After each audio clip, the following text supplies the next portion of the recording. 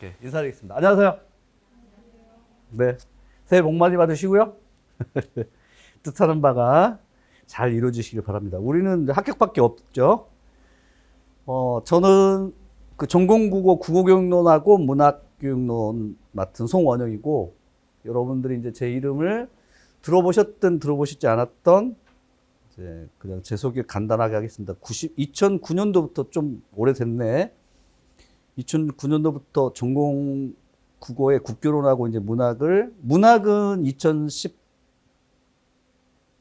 2015년도부터 문학은 추가해가지고 제가 가르치고 있고요. 하다 보니까는 좀 이렇게 오래 강의하게 됐습니다. 그래서 이제 객관식 기출문항부터 시작해서 2014학년도 이제 바뀐 서다평, 그다음에 또 서다평 안에서도 두 번이나 또 바뀌었어요. 두 번이나 바뀌어서 이제 여러분들하고 같이 이제 울고 또 웃고, 우는 거 없었어. 우는 거 없었는데 다만 이제 안타깝게 뭐 이렇게 그런 경우가 있겠죠. 그래서 이제 옆에서 이제 지켜보면서 국어교육론과 관련해서는 일단은 그 제가 또 전공이니까 그 전공과 관련해서 여러분들하고 같이 이제 안내 또 가이드 삼아서 1년 동안 저를 따라오시면 뭐 좋은 성적 결과 기대하리라고 보고요. 일단 2025학년도 이제 임용 시험을 치른 후에 그냥 감회나 소회, 아직은 이제 뭐 지금 2차 준비 기간이 있고 최종 합격자가 발표되기 전이긴 하지만 2025학년도 임용을 치른 후에 그 소회를 좀 말씀드리면, 첫 번째로는 문제 난이도가 예년에 비해서는 좀 어려웠어요. 그리고 두 번째로는 채점에 있어서의 영역별 보정을 하지 않아서 의외로 과락이신 분들이 많이 나왔다. 이 두 가지가, 그러니까 문제도 좀 까다로웠지만 소위 말해서 우리가 말하는 칼채점을 해서 전공에서 여러분들이 좀 어려워했다. 그렇지만 이제 제 수업을 들으면서 아마 25학년도 기출문제, 뭐 여러 그 연도의 기출문제들을 같이 수업 시간에 보게 될 건데,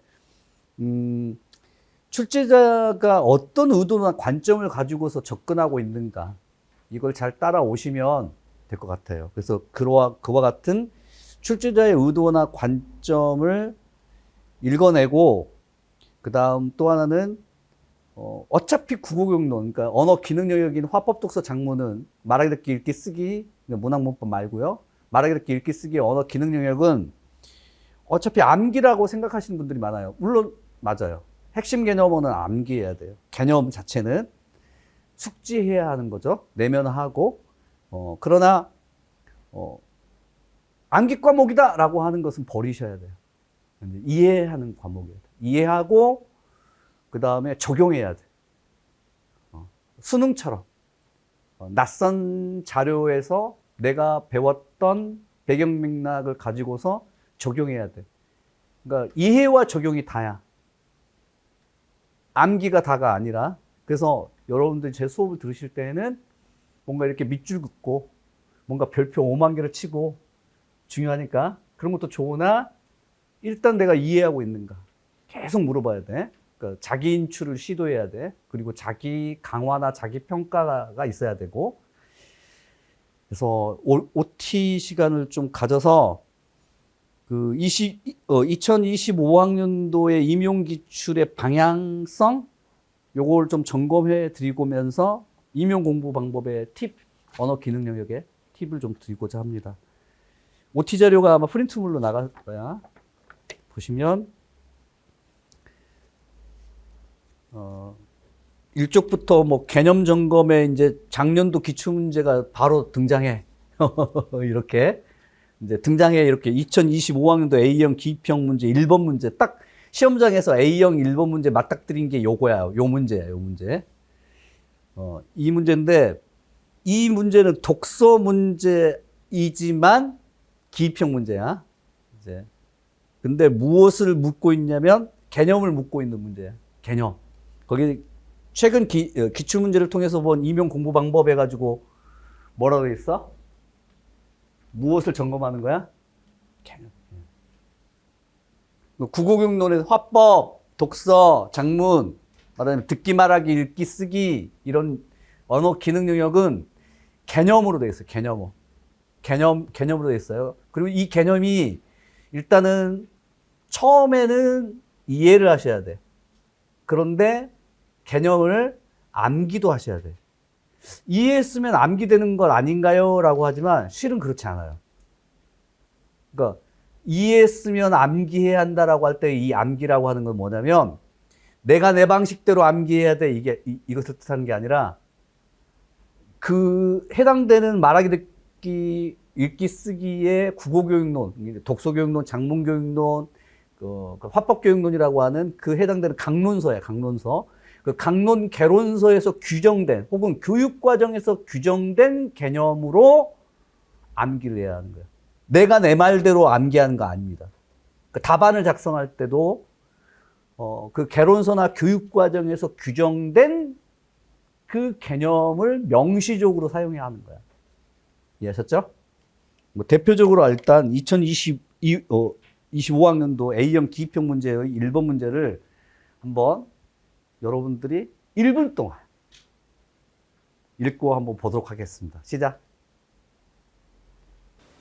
다 읽으셨어요? 1분 동안 읽었는데 그야말로 여러분들은 좀 어떻게 네? 안 돼요? 꺼지지도 않는데요?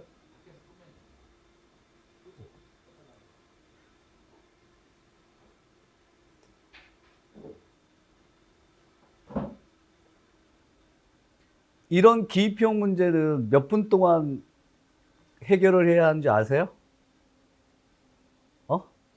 2분. 2분도 아니라 그냥 1분 안에. 1분 안에 이 기입형 문제의 답이 생각나야 돼. 만약에 1, 2분 안에 기입형 문제의 답이 생각나지 않으면 100분을 줘도 답 도출 못해요. 혹시 여러분들 수능 문제, 언어 영역 수능 문제 혹시 고등학교 3학년 때 기억나시는지 모르겠지만 그 직관적 사고력이라고 해서 문도 읽고 문제 보자마자 이 문제의 방향성을 답안을 결정짓는 그 시간이 10초 정도 걸린다고 해요.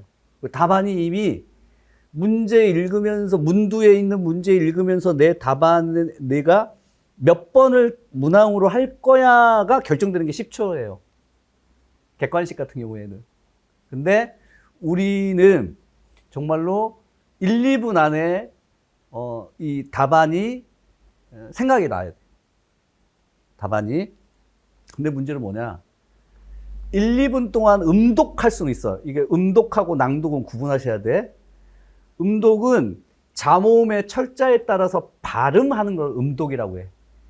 근데 낭독은 의미를 생각하면서 새겨 읽는 것을 낭독이라고 해. 음독과 낭독의 차이는 낭독은 음독이 포함되어 있어. 그런데 의미를 생각하면서 읽는 거야. 그러니까 갓 초등학교 1학년, 2학년 학생들에게 초등학교 1, 2학년 학생들에게 순수한 한글로 되어 있는 1번 문제를 읽어봐 라고 하면 걔네들도 이거 읽을 수 있어.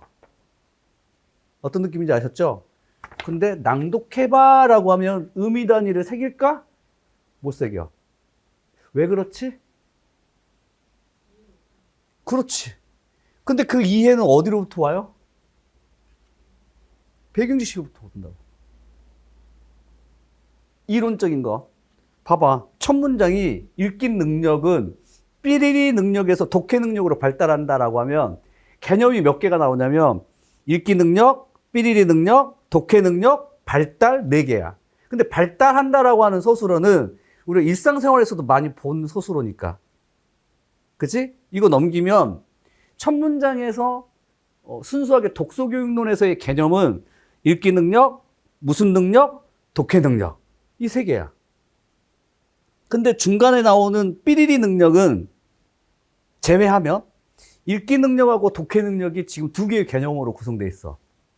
문장 구조를 보면 그래서 읽기 능력은 두 개의 능력이 있다는 거야. 하나는 이 능력이야. 기억 능력. 또 하나는 무슨 능력?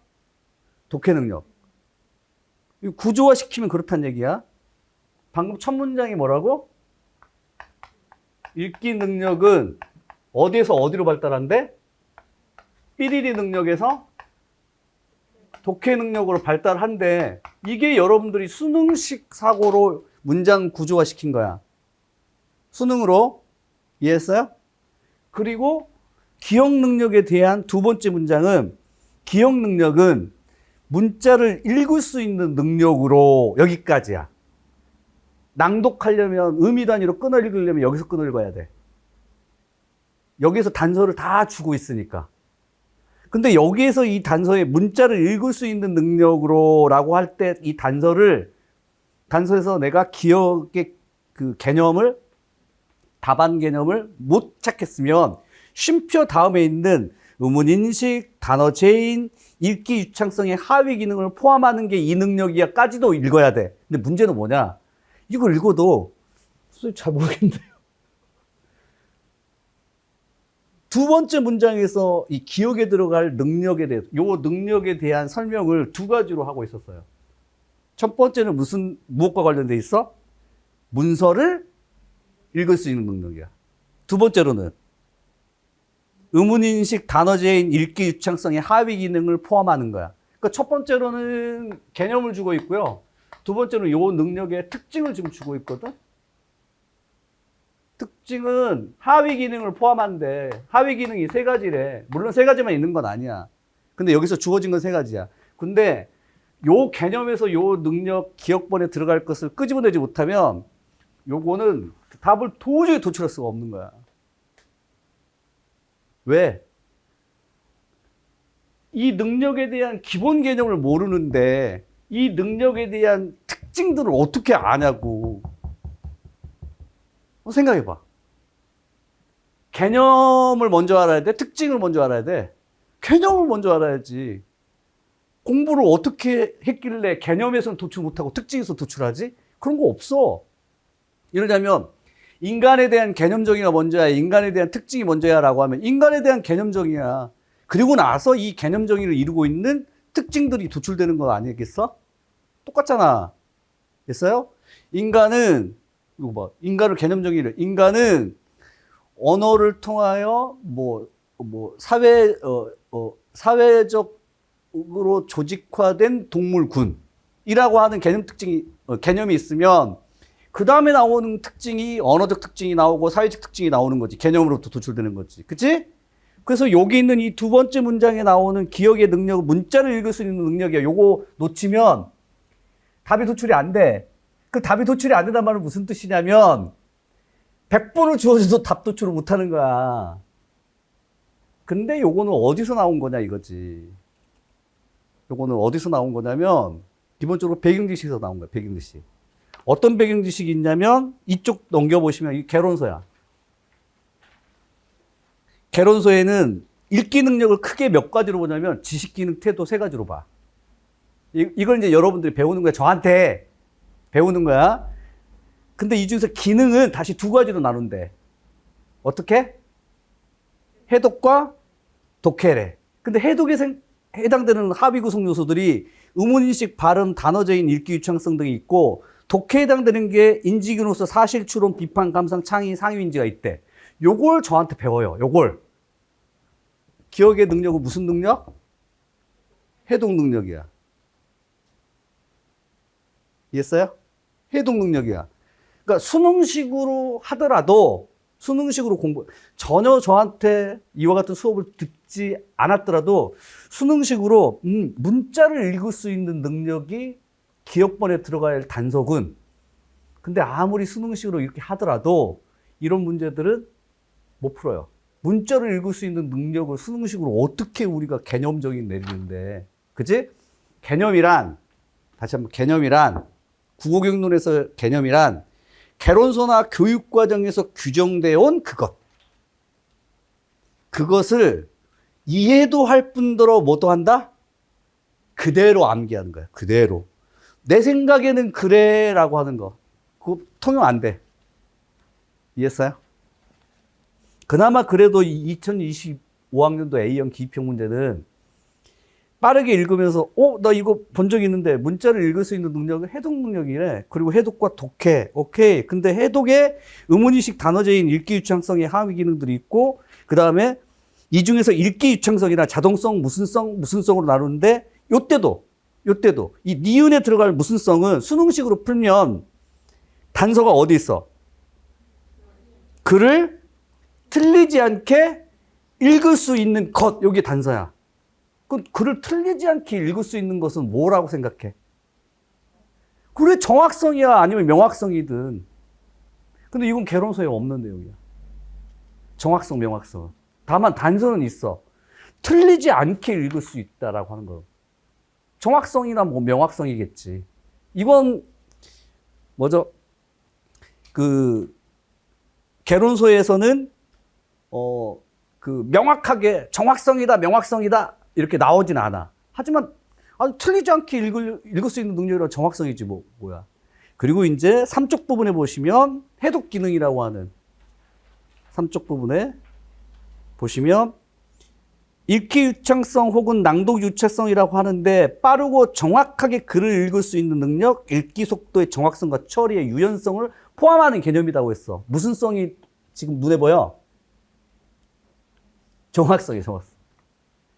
빠르게 읽는 능력, 정확하게 읽는 능력, 그 다음에 유연하게 읽을 수 있는 능력. 원래 개론서에서는 이 유창성을 빠르고 정확하고 자동화되는 자동성이라는 표현을 써요. 자동성. 근데 이제 우리 2025학년도 A형 기입형 문제에서는 읽기 유창성의 자동성을 빠르게 읽을 수 있는 것이라고 하는 거죠. 하지만 빠르게 읽는 것과 자동성과는 좀 차이는 있어. 그럼에도 불구하고 자동성, 정확성과 같은 것들은 기본적으로 해독 능력에서 이제 중요한 거야. 해독 능력에서. 특히 해독 능력의 읽기 유창성에서는 자동성, 정확성, 유연성 이런 것들이 이제 중요해지는데 다만 개론서 읽을 때에는 우리가 이런 것들 신경 안 쓰고 읽어요, 그냥. 다만 기본적으로는 이렇게 해독과 독해 두 가지로 나눈다라고 하는 것은 이것은 우리가 기본적으로 그냥 점검해야 했던 사안이었고 그래서 기억번의 답은 배경 지식에서 찾아야 되는 거고 니은번의 답은 그냥 수능식으로 찾아갔었어야 돼. 수능식으로. 여기까지 이제 제가 말씀드린다면, 중요한 건 이거야. 2025학년도 A형 기입형 문제의 문장은 한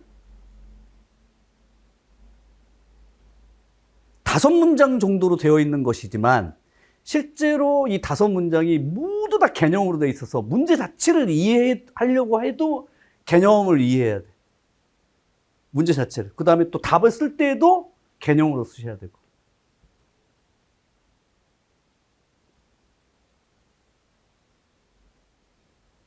예를 들자면 이런 거야. 단어 제인. 제인이 뭐야? 들어보신 적이 있어, 없어? 제인. 들어본 적 없죠? 제인. 그러니까, 이런 개념들을 이제 국어경론에서는 이제 수업 시간에 이제 마구마구 나와. 마구 나와. 그때마다 이제 여러분들은 익숙해지셔야 돼. 아, 제인은 뭐라고 했더라? 아, 오케이. 이거군, 저거군 하면서. 그 다음 밑에서부터 세 번째 줄에 표현성이란 글을 적절한 의미 단위로 유연하게 끊어 읽을 수 있는 것을 의미한다. 표현성이란 기입형 문제 보면 표현성은 글을 적절한 의미 단위로 유연하게 끊어 읽을 수 있는 것을 의미한다. 이것도 우리가 일상생활에서 쓰이지 않는 거야. 아까 제가 말씀드렸죠? 음독과 낭독은 구분해야 한다. 음독은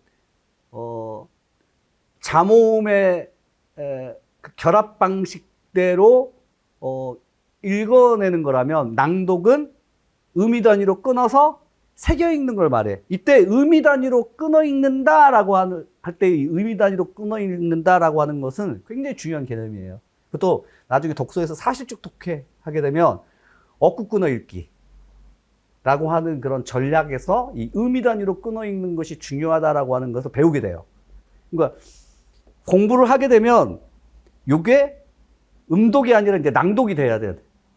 낭독이 돼야 돼. 아, 이런 의미구나, 이런 의미구나라고 하는 거예요. 그다음 또 하나는 원래 이런 문제 내면 안 돼. 1번 문제 내면 안 돼요. 왜 그러냐면 학습자의 읽기 유창성이란 중등 단계에 해당되지 않습니다.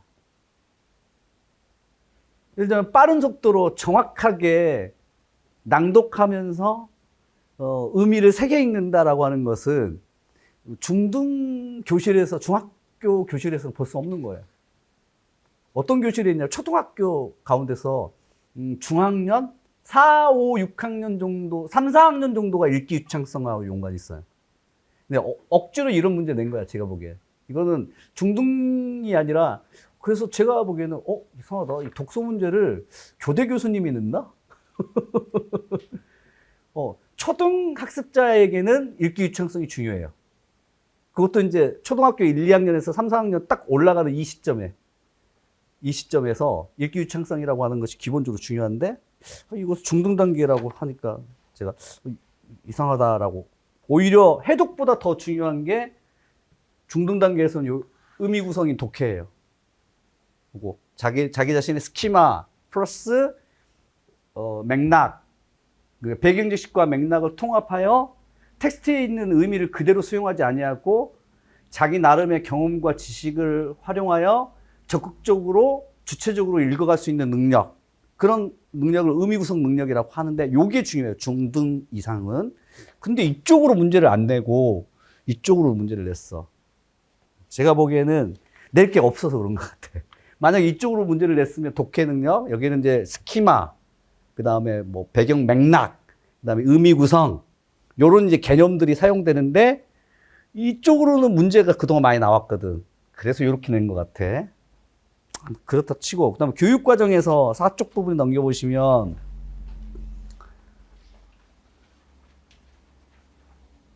이게 교육과정이에요. 교육과정은 4, 5, 6월 달에 배워요. 근데 이 교육과정에 의미 단위로 끊어 읽기는 몇 학년에서 배우냐면 초등학교 2학년이야. 2-2가 그거야.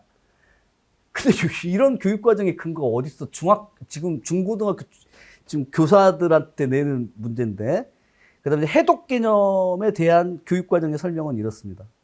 나중에 이거 문자 교육에 대한 지각과 뭐 의미를 파악하는 과정, 이런 것들을 다 모두 다 저한테 이제 설명을 듣게 될 거예요. 그래서 이제 여러분들에게 4쪽하고 이제 5쪽은 제 교재에 실려 있는 해독과 그다음 독해와 관련된 내용들이고, 그래서 5쪽 부분에 이제 점검해야 할 사항, 개념 및 이론을 자동화시키고 내면화시켜. 이 자동화라고 하는 표현을 많이 써요. 자동화. 보통 우리가 자동차 할 때 자동이란 뜻 있잖아. 그러니까 스스로 움직일 줄 아는 것을 자동이라고 하잖아. 그런 의미가 아닙니다. 국어교육론에서의 자동화란 뭐냐면 인지적인 노력이 수반되지 않은 상태에서의 관습화된 행위, 그것을 자동화라고 해요. 고개 들어보세요. 6살, 7살짜리 아이들이 한글을 뗀다라고 표현을 하죠. 한글을 배워. 이해했어요? 처음에는 굉장히 띄엄띄엄 어렵게 음독을 할 거예요. 미음하고 우하고 리으라고 합쳐지면 뭐라고 발음하더라? 물. 엄마가 이제 가르쳐 줄 거야. 미음하고 우하고 리으라고 하면 어떻게 발음하지? 하고 질문을 하게 될 거란 말이야. 처음에는. 이해했어요? 근데 이건 인지적 노력이 수반돼야 되잖아. 물이라고 발음하려면.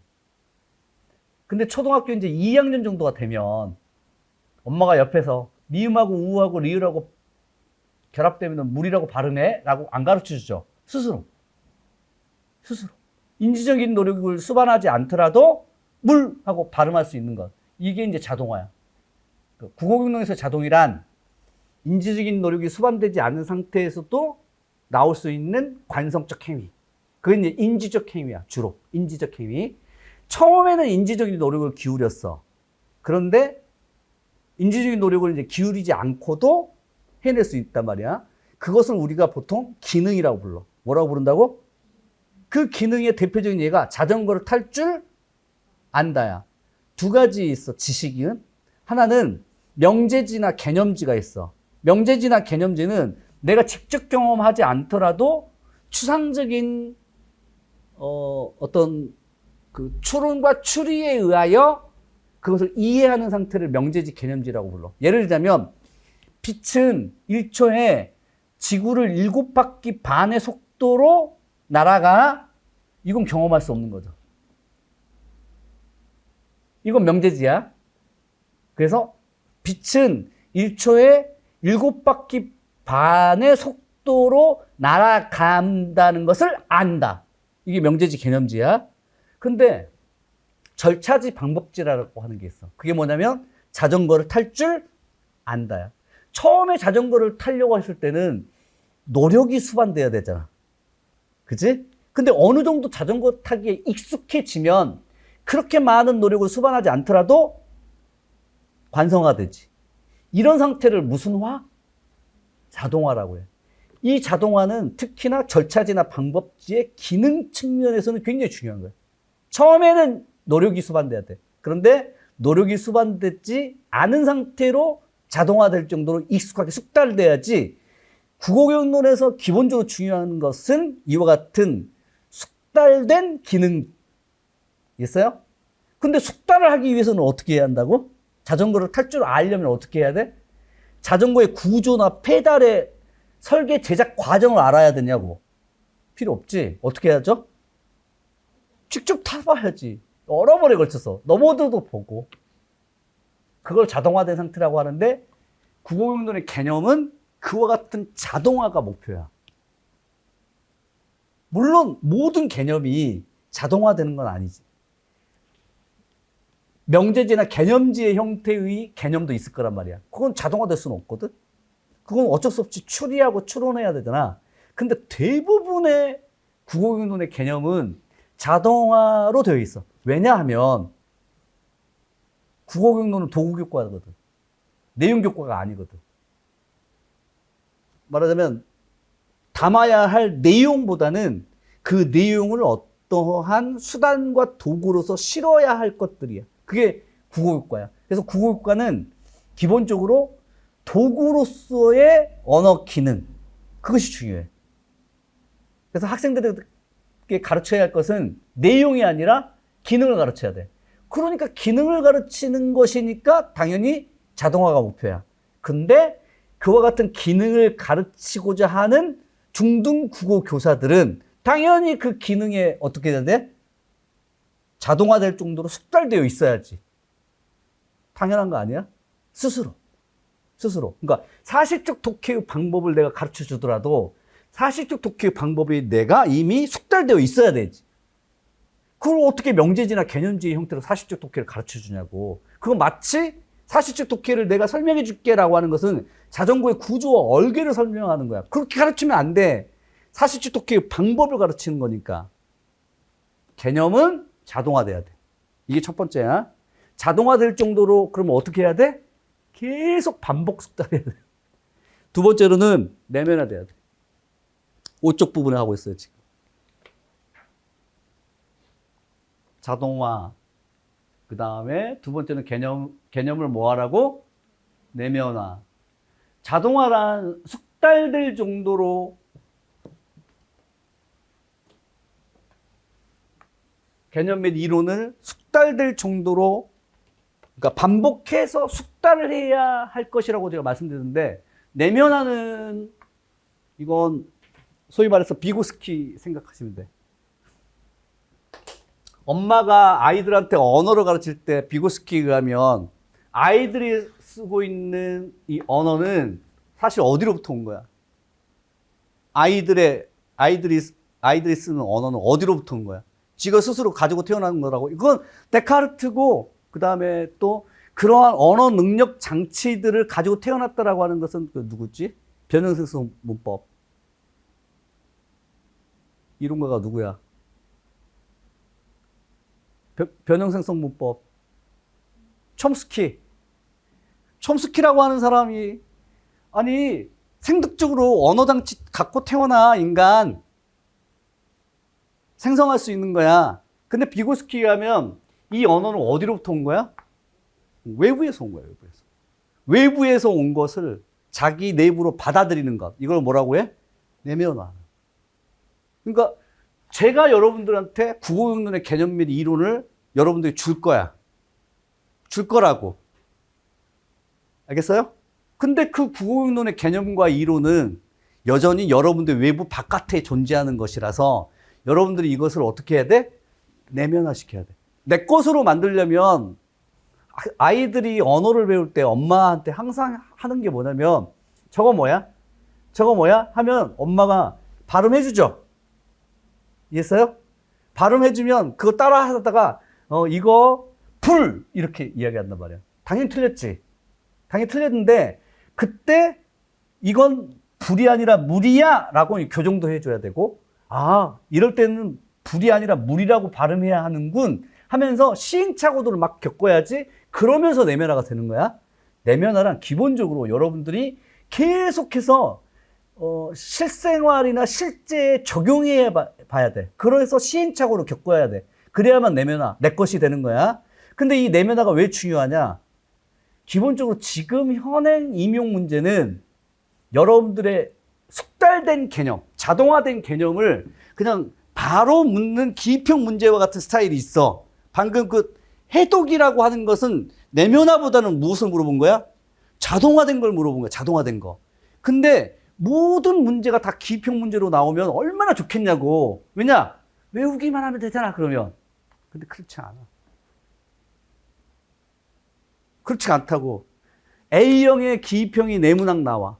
B형의 기입형이 2문항 나와. 근데 A형 기입형 4문항에서 국교론이 한두 문항 정도가 나올 거고 B형 기입형의 2문항 중에 한 문항 정도가 국교론이야. 그러니까 국교론의 기입형이 딱 A형의 한 문항, B형의 한 문항, 2문항 나와. 오케이? 외워서 쓸 수 있는 거야, 그거는. 자동화되는 거. 그럼 나머지 서술형 문항은 자동화가 안 돼. 다 내면화된 거야. 내면화란 뭐냐면 새로운 자료에 내가 적용해야 돼. 물이라고 발음해야 되는데 뭐라고 발음했어, 내가? 불이라고 지금 적용한 거야. 잘못된 거지? 이것을 계속 여러분들이 시도를 해야 돼. 나는 분명히 물이라고 가르쳐 줬는데 여러분들은 집에 가셔서 물인지 불인지. 알겠어요? 그래야만 시험장에서 잠깐만, 이건 물이라고 해야 돼, 불이라고 해야 돼. 이걸 여러분들이 스스로 이제 터득해야 돼. 내면화란 그거야. 내면화란 적용 능력을 말하는 거야. 자동화란 암기 능력을 말하는 거고, 내면화란 적용 능력을 말하는 건데, 이 둘 다가 모두 다 우리 국어용론에서 필요한 거야. 이해했어요? 그래서 5쪽 부분에 수업 좀 춥죠? 끄면 춥고 좀 틀어주실래요? 죄송합니다. 시끄러워도. 아무튼 기본 이론반 4, 6월 교육과정반에서 이 언어 기능 영역인 화법독서 작문과 그다음에 이제 매체까지 포함된 거야. 그래서 이제 요구되는 그 필수적인 핵심 개념들이 있어. 오늘 이제 화법부터 여러분들이 필수적인 핵심 개념을 저한테 배우게 될 텐데 이 핵심 개념을 자동화도 하고 또 뭐도 하고 내면화도 하고. 그리고 이제 내면화는 선생님 어떻게 내면화를 해야 돼요? 라고 하면 제가 각종 장치를 마련해 드릴 거예요. 예를 들자면 이거 몇 년도 기출문제에서 이렇게 나왔어. 근데 비슷한 개념이 몇 년도 기출문제에 똑같이 쓰였거든? 비교해봐. 이런 식으로 주면 내면화 되는 거야. 또는 4, 6월 교육과정 교과서반에서는 이거 천재교과서에서는 이 개념이 이렇게 쓰였는데 오케이? 미래인 교과서에는 이렇게 쓰였다? 한번 봐봐. 자료는 다르고 학습활동도 다른데도 똑같은 개념을 적용하고 있어. 한번 봐봐. 라고 내면화 시켜줄 거야. 그러니까 1월부터 6월까지 상반기 동안 여러분들은 계속 자동화하고 내면화하는 거야. 내면화할 수 있는 단서는 제가 드릴 거고. 문학에서도 똑같아요. 나중에 이제 문학반에서는 이런 말씀 드릴 거야. 특히나 이 개념이 무엇인지는 제가 가르쳐 드릴 거야. 해독이란 뭐고, 독해란 뭐야. 알겠어요? 근데 그 개념이 쓰인 맥락도 이해하셔야 돼. 무슨 말이냐면 이러저러한 학자가 해독 개념을 썼었어. 이러저러한 학자가 독해 개념을 썼어서 심지어는 학자 이름까지도 외워야 돼. 아, 선생님, 학자 이름 외우는 것은 임용 문제에서는 그런 문제 안 나오잖아요 라고 하면 좀 아는 척 좀 해봐. 저한테 배웠으니까. 존슨 앤 피어슨이라고 하는 학자가 있어. 미셸 바렛이라고 하는 학자가 있어. 이렇게. 왜냐하면 그 중요한 학자들은 기본적으로는 교육과정하고 개론서에서 이렇게 언급되고 있는 분들이거든. 피어슨의 질문 유형법, 존슨 앤 피어슨의 스키마 이론, 이런 식으로. 그 여러분들이 베레이터의 작문 능력 발달 단계론. 알겠어요? 삐아제의 교육학에서 하듯이. 적어도 그 학자의 이름은 잘 몰라도 이것은 기본적으로 학문적인 맥락들이 있구나. 배경 맥락이 있구나. 삐아제하고 비고스키는 기본적으로 학문적인 맥락이 뭐야? 구성주의야. 근데 삐아제는 인지구성주의고 비고스키는 사회적 구성주의고 그 정도는 알잖아. 같은 구성주의의 맥락에서도. 그 배경 맥락을 이해해야만 여러분들이 그 개념을 정말 자동화하고 내면할 수 있다. 그래서 이제 제가 길게 기본 이론반을 둔 거야. 필수적인 핵심적인 개념이어야 돼. 그러니까 개념이 너무 많아. 너무 많아서 굳이 이 개념을 굳이 여러분들이 외울 필요는 없고, 그러니까 내면하거나 또는 자동화할 필요는 없어. 그럼에도 불구하고 기본적으로는 필수적 핵심적인 개념은 또는 필수적이지 않고 핵심적이지 않은 개념까지도 상반기 때는 다 배운다. 근데 이제 7, 8월하고 9, 10월 달에는 훨씬 더 좁아져야 돼. 나올 만한 이론을 중심으로 해서 내 것으로 취하고 넓게 하거나 필요 이상으로 깊게 해서 불필요한 지식이 획득되지 않도록 좀 유의해야 돼. 그러니까 무슨 말이냐면 그거 임용에서 그게 중요한가? 이렇게. 임용에서 중요하지 않은 개론서의 내용들도 있을 수 있단 말이야.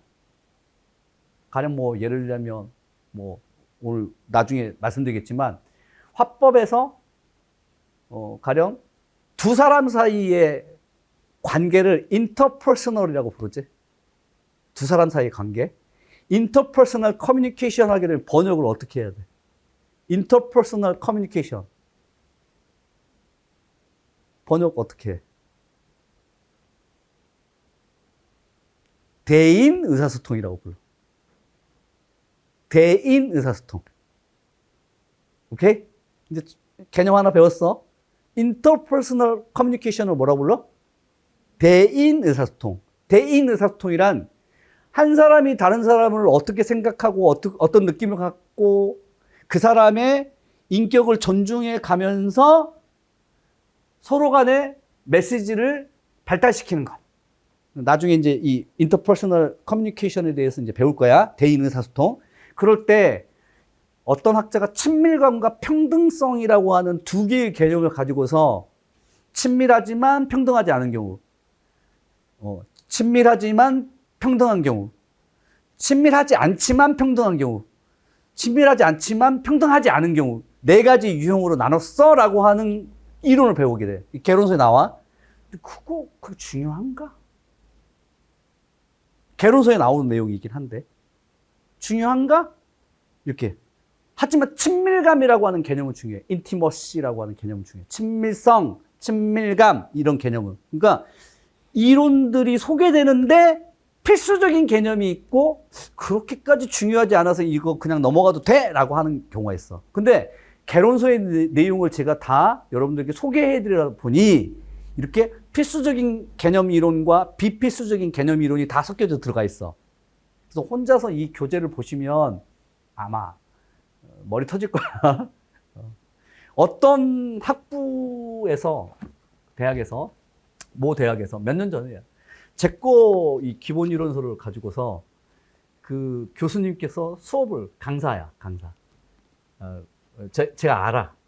왜냐면 그 고대 출신의 그 박사 취득하신 분이 제 개론서를 가지고서 수업을 진행한 적이 있었는데 문제는 뭐냐? 이게 편집본이잖아요, 제가. 그래서 아무리 읽어도 무슨 뜻인지 몰라가지고 학생 시켜가지고 저한테 이게 무슨 뜻이냐고. 그래서 저한테 와서 수업 들으라고 했어요. 자, 아무튼 혼자서 이 교재를 공부하는 것은 무의미하다. 저의 안내를 받아서 하시면 되고, 아무튼 필수적인 것으로 여러분들이 자동화하고 내면화해야 한다. 이거.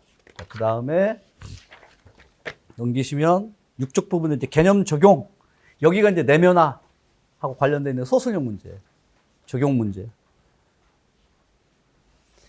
읽어보겠습니다. 비록 앞에서 국어용론의 개념을 알고 있다고 하더라도 임용시험에서는 그 지식을 단답형 문제로 직접 묻는 것이 아닙니다. 그러니까 단답형으로 묻는 기입형 문제가 있을 수 있어. 자동화되는. 개념어가 어떤 맥락에서 쓰이고 있는지 확인하면서 내 것으로 만들어야 돼. 아까 내면화 한단 말이. 그 대표적인 문제가 2025학년도 B형 소설형 문제 장문 문제로 나왔던 고쳐쓰기 일반 원리라고 하는 문제가 6쪽 부분에 있어요. 이거는 제가 이제 여러분들에게 그냥 이렇게 이 문제를 가지고 온 것에만 불과하고 이 문제, 서술형 문제를 위해서 필요한 배경 지식이 고쳐쓰기 일반 원리라고 하는 배경 지식이야. 근데 그것만 있다고 해서 이 문제가 풀리는 건 아니야. 왜냐하면 거기 보시면 가는 수업 활동 개요의 고쳐쓰기 활동의 절차와 방법에서 고쳐쓰기 일반 원리인 추가 삭제 대치 재구성이라고 하는 걸 봐. 거기 보시면 둘째 읽는 과정에서 표시한 상황을 중심으로서 초고에 대해서 추가 삭제 대치 재구성 작업을 진행한다. 요런 표현이 있어 없어? 찾아봐. 있죠? 근데 여기에 어디서 나오냐면 7쪽 부분에 넘겨보시면 2015 중학교 교육과정에 고쳐쓰기 일반 원리 해가지고 교수학습 범위 유의사항에 두 번째 점 보시면 추가 삭제 대치 재구성. 보여 안 보여? 그러니까 교육과정에 있는 이 추가 삭제 대치 재구성이라고 하는 고쳐쓰기 일반 원리를 본 적이 있다면 아, 이 문제가 고쳐쓰기 일반 원리 문제군 하면서 가 지문을 읽을 때에는 정말 단답형, 기입형으로 이해를 할 거야. 근데 봐봐. 이 문제를 단답형, 기입형 문제를 내려면 추가 삭제 대치 재구성에 가로를 2개 정도 치고 여기 기역, 니은, 부호 표시한 다음에 추가란 이거고 삐리리란 이걸 말하고 삐리리란 이걸 말하고 재구성은 이것을 말한다 라고 아마 했을 거야. 맞지? 근데 그렇게 구성 안 됐잖아. 이게 소설형 문제 특징이야. 소설형 문제는 다 줘. 개념을 어떻게 한다고? 다 줘. 추가는 뭐고 삭제는 뭐고 대치는 뭐고 재구성이 뭐고를 묻는 게 아니라 알고 있지? 그럼 개념을 알고 있는 상태에서 그러면 나 상황에 적용해봐. 이해했어요? 다시 한번. 기입형 문제는 알고 있어를 물어보는 거고 소설형 문제는 뭐죠? 알고 있지? 그러면 나 상황에 적용해봐.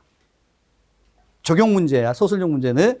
근데 이 나 상황은 어떤 상황이냐면 교사들의 대화야. 근데 이 교사들의 대화를 1분 정도 시간을 드릴 테니까 빨리 읽어보세요. 시작.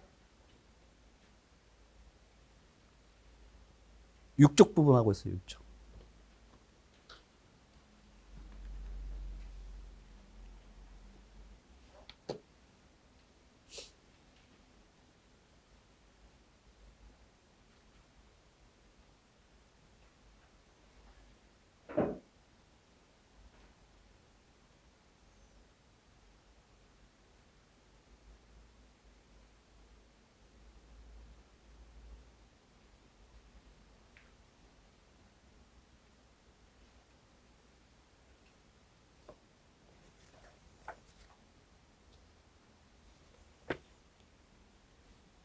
일 분 동안 왜 읽으셨어요? 이게 교사들의 수업 대화를 가상이야, 이거는. 실제로 이렇게 수업 대화를 하는 건 아닐 거란 말이야. 문제 내기 위해서 낸 건데, 여기 보시면 밑줄이 그어져 있죠. 3개. 하나 뭐죠? A. 평소 제가 중요하다고 생각하는 뭐죠? 장문이론이야. 장문이론. 이거는 배경지식으로 이미 있었어야 돼. 어떤 장문이론들이 있어? 형식주의, 인지주의, 사회적 구성주의, 대화주의. 근데 A에서 평소 제가 중요하다고 생각하는 장문이론의 관점을 반영해서 나는 고쳐쓰기를 어법상의 정확성이나 글 내적 구조의 완결성에 주목하고자 했어요. 라고 하면 당연히 이거는 작성 방법 안 봐도 A에서 이 교사가 어떤 작문이론의 관점을 가지고 있어? 라고 묻는 거야. 그러니까 작문이론이 네 가지가 있어. 형식주의, 인지주의, 대화주의, 사회적 구성주의 네 가지가 있는데 그 네 가지의 특징들은 뭐야 라고 하고 내가 외웠어. 오케이, 외웠다고 쳐. 근데 그 외운 것을 지금 나 상황에 어떻게 하라고? 적용하는 거죠. 적용하는 거. 당연히 작성 방법에서는 A와 B에서 각각 고쳐쓰기를 어떻게 설명하는지 그 차이를 소술하고 기억이 무엇인지 소통으로서 글쓰기 측면을 설명하고 이를 완화해 쓴 전략을 한 가지 쓸 것이라고 물어봤지만 A는 어떤 작문이론의 관점이야? 형식주의야. 근데 이제 B는 뭐야? 인지주의야. 여기는 아예 개념만 주어진 상태야. 개념만 주어진 상태에서 너 개념 알고 있지? 그거 이제 활용해서 적는 거야. 형식주의를 고쳐쓰기를 형식주의는 어떻게 바라봐? 인지주의는 고쳐쓰기를 어떻게 바라봐? 그 차이점을 설명해봐 라고 하는 문제야. 오케이? 여기서 이제 하나 더 나가자. 어떻게 나가냐면 그리고 라고 하는 부분에서 고쳐쓰기 과정에서 필자의 자기중심성을 완화할 수 있는 전략을 추가했으면 좋겠어요. 기존 기출문제에서 고쳐쓰기 전략 문제가 나온 적이 있었어. 기존 기출문제의 중요성은 여기서 강조돼. 기존 기출문제에서 고쳐쓰기의 전략 두 가지야. 하나는 훑어읽기. 두 번째로는 돌려읽기라고 하는 게 있어. 훑어읽으면서 돌려읽어. 그럼 훑어읽는 건 뭐냐면 처음부터 끝까지 한 편의 글을 빠른 속도로 읽어가면서 고쳐 써야 할 내용을 중심으로 해서 다듬는 거야. 돌려읽기는 뭐야? 누구랑 돌려읽어? 니랑 나랑 돌려읽는 거야. 그럼 봐. 필자의 자기중심성을 완화할 수 있는 전략이 이 두 가지 중에 어떤 전략이 있어? 돌려읽기야. 이건 기존 기출문제를 이해하시면 그냥 답이 나와. 돌려읽기가 아니어도 이런 상호평가, 동료평가 이런 것도 전략으로 답이 될 수도 있어. 근데 나중에 이건 다 설명을 드릴게. 근데 필자의 자기중심성이라고 하는 것은 어디서 들어봤는가? 이것도 마찬가지야. 필자의 자기중심성도 개념이야, 개념. 개론서에서 나온 개념이라고. 자, 필자의 자기중심성이란 넘겨보시면 구쪽 부분에 보시면 구쪽 부분에 고쳐쓰기 전략에 훑어읽기 전략하고 돌려읽기 전략이 있어. 근데 이 중 돌려읽기 전략은 개념이 이래. 그 다음 의의가 뭐냐? 읽어보겠습니다. 의의. 독자의 시각에서 글의 어떤 부분이 좋게 느껴지는지 혹은 문제로 여겨지는지에 대한 정보를 필자에게 줌으로써 필자가 자기중심적 글쓰기에서 벗어나 독자지향적 글쓰기로 전환할 수 있는 계기를 부여하는 의의가 있는 전략이라고 저한테 배웠어. 저한테. 필자의 자기중심성을 벗어날 수 있도록 의도하는 전략 중에 하나가 이게 돌려읽기 전략이야. 그래서 답이 여기서는 기본적으로 돌려읽기 전략. 그러나 동료평가나 상호평가도 답이 될 수도 있어. 이거 나중에 저한테 다 배워요. 그 다음에 형식주의하고 인지주의에 대한 설명은 구쪽 부분하고 11쪽에 이렇게 길게 있어. 길게. 그 다음에 12쪽에 보시면 형식주의 작문이론에서 고쳐쓰기 어떻게 보고 인지주의 구성주의 작문이론에서 어떻게 본다라고 하는 개론서의 내용이 길게 있어. 근데 이 모든 내용들을 다 합치면 이 문제를 이제 풀 수 있는 거야. 여기에 대해서 이제 나중에 저한테 배우시면 되고. 자, 결론 내립시다. 첫 번째 뭐가 필요하다고? 암기 아닙니다. 뭐라고? 자동화. 숙달돼야 한다. 두 번째는 뭐가 필요하다? 개념 알고 있지를 묻는 게 아니라 여기에 이 상황에 적용해봐 라고 하는 거. 이해했어요? 그 두 가지가 중요하다. 그 다음에 14쪽에 마지막으로는 기출문제 확인입니다. 기출문제 확인. 특히나 이 서술형 문제 고쳐쓰기 문제는 기존 기출문제가 많이 활용됐었어. 그것도 여러분들이 보셔야 돼. 그래서 제 수업 시간에는 일단 기본적으로 기존 기출문제를 다룬다. 수업 시간에. 자, 15쪽. 커리큘럼. 자, 1, 3월 반은 개론서 반이야. 그래서, 1월 달은 화법, 2월 달은 독서, 3월 달은 작문. 세 가지로 나와. 그 다음에 이제 여러분들이 제 교재로 이 교재 따라오시면 되고, 그 다음에 이제 집에서 복습하실 때 제가 내는 숙제가 있을 거예요, 과제가. 그게 뭐냐면 개론서 읽기, 개론서 발췌 읽기. 그래서 화법은 원래 2권의 개론서가, 모두 다 화법 독서 장문에 2권씩의 개론서가 있는지 아시죠? 화법에서는 2권의 개론서가, 하나는 이번에 개정판으로 박재현 교수님, 박재현 화법 교육을 위한 의사소통 이론, 그게 제목이야. 화법 교육을 위한 의사소통 이론, 개정판으로 작년도에 나왔던 거. 그 개론서를 반드시 그 복습하실 때 발췌해서 읽으시면서 복습하셔야 돼. 왜냐하면 그렇게 여러분들이 발췌해서 읽었느냐 안 읽느냐를 다음 회차 형성평가 시간이라고 해서 시험에서 그냥 개론서를 그냥 한 뭉텅이 가지고 와가지고 가로 쳐서 가로 안에 들어갈 말 낼 테니까 개론서를 발췌하면서 여러분들이 따라오셔야 돼. 화법 교육을 위한 의사소통 이론이라고 하는 개론서입니다. 독서 파트나 장문 파트 들어갈 때는 이제 출판사명을 제가 말씀을 드릴게요. 그때는 또 다시 소개해 드리도록 하고요. 일단 이건 기본 교재. 그다음 복습 교재로 화법 교육을 위한 의사소통 이론이라고 하는 개론서는 발췌해서 여러분들이 읽어 오셔야 됩니다.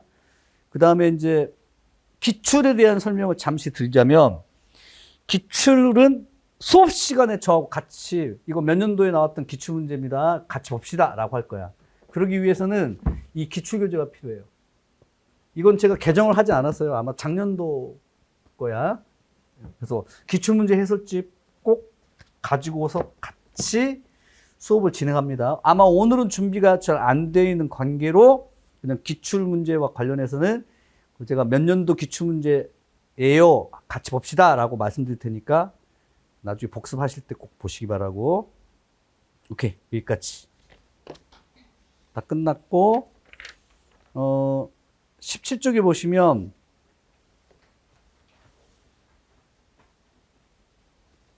학습 상담을 좀 해야 될 것 같아요. 일단 첫 번째로는 상담을 2번 정도 진행할 건데, 처음 상담은 현재 여러분의 상태고요. 2번째는 중간에 에서 이제 여러분들의 학습 상담을 좀 하게 될 거야. 그리고 이제 그 수업 시간은 10시부터 6시까지, 보통 6시까지. 근데 6시 끝나면 여러분들 스터디를 해야 돼, 스터디 할 각오하고 있죠? 물론 이제 그 선택할 건데 되도록이면 스터디를 했으면 좋겠어요. 그래서 그 스터디 진행 과정도 그 수업 시간 끝나고 나서 자세하게 말씀을 드리도록 하겠습니다. 자, 여기까지 OT 시간 좀 가졌고, 이제 수업 통해서 제가 구체적으로 한번 설명을 좀 드리도록 하겠습니다. 오케이, 좀 쉬었다 하죠.